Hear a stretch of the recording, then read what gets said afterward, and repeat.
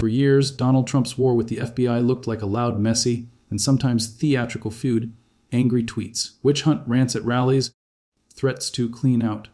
the Bureau if he ever got back into the Oval Office. But as special counsel Jack Smith's investigations have unfolded, what once seemed like scattered outbursts has begun to look far more organized and dangerous. A pattern of rhetoric and planning that legal experts increasingly describe as a blueprint for revenge against the very agents and officials tasked with enforcing the law. And while Smith's court filings are written in the restrained language of a career prosecutor, the story they tell, when you connect the dots, is chilling. A former president who has moved beyond defending himself in court to actively laying the groundwork for punishing FBI agents, DOJ lawyers, and other federal officials if he regains power. To see how we arrived at this moment, you have to rewind to Trump's first open collision with the FBI,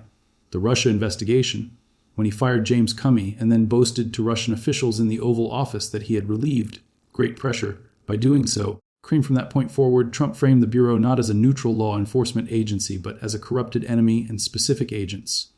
Peter Strzok, Lisa Page, and Andrew McCabe became villains in his narrative, targeted by name at rallies and on social media. That was the beginning of the revenge culture around Trump's relationship with the FBI, but at that stage, it still looked to many observers like political theater. What Jack Smith's work has exposed is how that culture hardened into something closer to a doctrine, one that now sits at the center of Trump's 2024 campaign,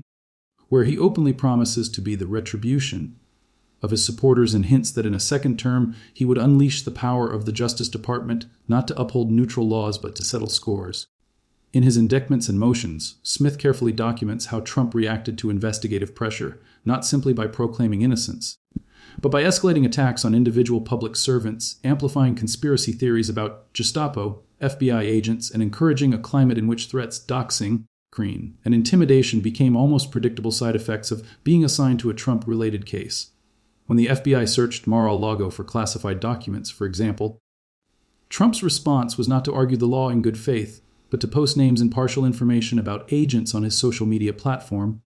denouncing them as thugs and inviting millions of followers to view them as enemies of the state. Shortly afterward, an armed man tried to attack an FBI office in Cincinnati. Smith's filings do not claim that Trump ordered that attack, but they lay out a sequence of cause and effect that any jury and any reasonable citizen can see investigations, followed by target attacks on FBI personnel, followed by a wave of threats and actual violence against those same agents. That is why in hearings on Smith's motions, judges have expressed concern not just about prejudicial publicity, but about the real-world danger to law enforcement, and why prosecutors have repeatedly sought protective orders and restrictions on Trump's ability to publicly identify and rhetorically weaponize information about witnesses and agents. Smith's team pointed directly to Trump's pattern of describing federal agents as monsters and animals, warning that such language is not harmless venting, but a signal to a base already primed to view the FBI as illegitimate. Another, they noted that Trump had reposted an article naming specific agents involved in evidence collection, even as online extremists circulated violent fantasies about those same people. This is where the word plot begins to enter serious commentary, not necessarily in the sense of a secret, written list of targets locked in Trump's desk, but in the sense of a deliberately cultivated ecosystem of rage in which the line between political disagreement and personal vendetta is erased. Smith, who rarely speaks in public, lets the documents speak for him through charging decisions that emphasize Trump's knowledge and intent, through narrative sections of indictments that show how he reacted to being told he was under investigation, and through arguments to the court that emphasize the risk of ongoing intimidation if Trump's behavior is left unchecked. Put those pieces together and a picture emerges. A former president who has come to believe that FBI agents who investigate him are not just wrong but traitors, and that in a second term, he should not only fire them but potentially prosecute them. The connection to broader planning efforts for a second Trump administration, such as conservative blueprints that call for purging the civil service and replacing career officials with loyalists, is not something Smith spells out in filings, but legal scholars are already doing that extrapolation in public, warning that Trump's constant targeting of specific agents now could be laying the emotional groundwork for a future purge. When Trump says on stage that the FBI has been weaponized against patriots, and vows that in 2025 we will turn the tables, he is not speaking in abstractions. He is talking about real people whose names appear in case captions and evidence logs, people who, as Smith's team notes, have already received death threats for simply doing their jobs.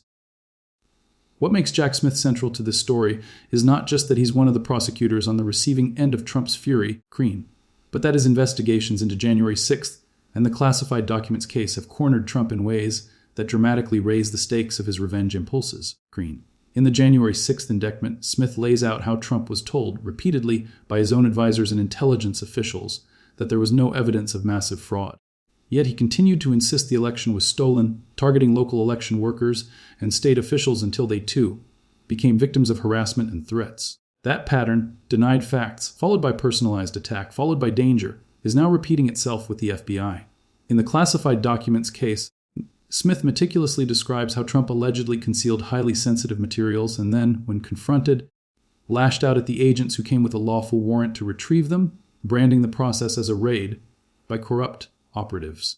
In motions to limit what Trump can reveal about those agents, Smith's team explicitly argues that his rhetoric has, predictably, led to spikes in violent speech and doxing. In other words, the special counsel is telling the courts this is not random, it is a pattern.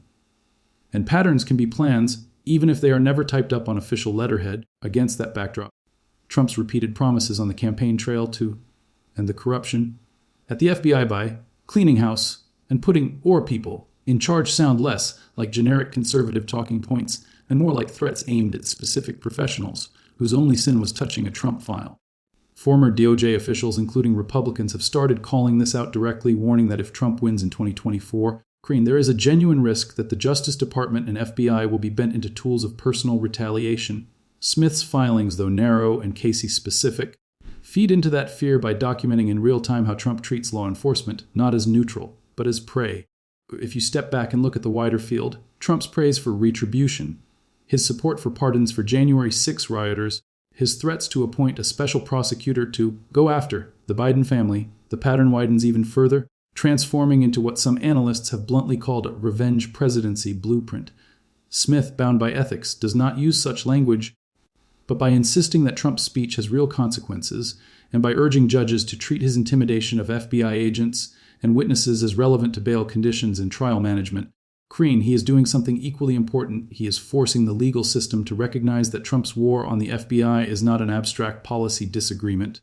It is an immediate safety issue for the people whose names and faces he blasts out to a furious audience. Critics of Smith will say he is overreacting, that Trump is simply exercising free speech and venting legitimate grievances, that no one should criminalize angry words. But that argument collapses when you read the actual case histories embedded in Smith's filings. The election worker in Georgia, whose life was turned upside down after Trump named her, and repeated lies about her on national television. The judges who've needed extra security. The agents whose families have been threatened after their identities were dragged into MAGA media ecosystems. The question Smith is putting, quietly but relentlessly, before the courts is this: at what point does venting become knowing incitement, and at what point does a pattern of targeting specific FBI agents and DOJ officials amount to an attempt to obstruct justice by making their work physically dangerous?